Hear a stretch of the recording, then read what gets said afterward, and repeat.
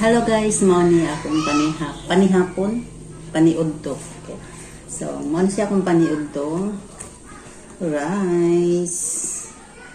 And then pritong isda. And then kanis siya. Mao siya ang ako ang radish microgreens. Akong gihimong salad. Mao ni siya kay mas masustansya kung hilaw ay raw ang radish microgreen na kanon. Okay, mani siya. Mani akong gi-harvest. Okay.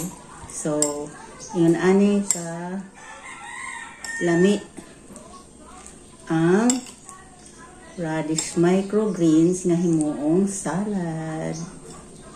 Yan. Ano ka?